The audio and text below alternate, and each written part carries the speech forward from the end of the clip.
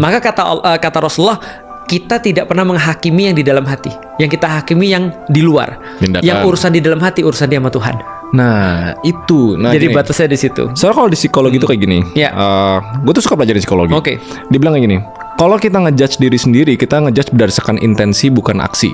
Kalau kita ngejudge orang lain, kita ngejudge berdasarkan aksi bukan intensi. Bagus banget. Itu siapa yang ngomong tuh? Lupa deh, pokoknya gue baca. Kenshin Himura kayaknya.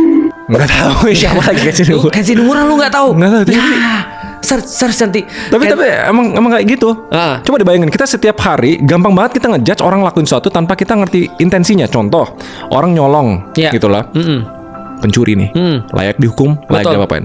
Tapi dibaliknya, di dalam hati dia, intensi dia biar anak gua nggak mati kelaparan. Betul. Misalnya gitu. Tapi setiap kita ngejudge orang yang berdasarkan actionnya. Tapi kalau kita sama diri sendiri, kita kebalikannya. Kita nggak fair ya. Kita justru ngejudge diri kita berdasarkan intensi, bukan aksi. Kalau niat kita baik, walaupun aksi kita buruk dan bikin orang sedih nih, kita tetap bisa ngejustifikasi bahwa kita nggak salah. Betul. Dan itu kan mismatch kan. Betul. Nah, maka aku cerita dulu tentang Kenshin Himura tadi. Samurai X itu dia pembunuh profesional. Gue nggak nonton Samurai X. Gue banyak anime lama yang gue nonton nih. Dia pembunuh profesional. Dia pembunuh bayaran dan terkenal banget. Tapi suatu saat dia tobat. Kayak lu kayaknya tuh. Setelah dia tobat. Gue nggak belum bunuh orang sih. Nah, belum. Tapi lu nanti bisa pakai ininya, filosofinya. Setelah dia tobat, gimana caranya? Pedangnya dibalik. Pedangnya dibalik. Nah, tajamnya untuk dia, tumpulnya untuk orang.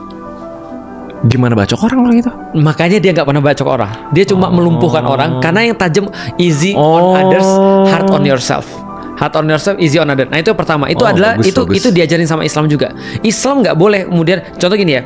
Kalau ada orang lagi apes, contoh ya, Ray datang terus bilang gini, dompetku hilang. Terus aku bilang, kurang sedekah lu, nggak boleh. Karena kita harus bilang, sabar ya Ray, namanya ujian untuk kamu naik lebih tinggi lagi. Aku harus husnuzon, harus berprasangka baik. Tapi begitu aku yang kehilangan dompet, aku harus berkata pada diriku sendiri, dosa mana lagi Lik yang kamu buat sehingga kamu diuji kayak gini.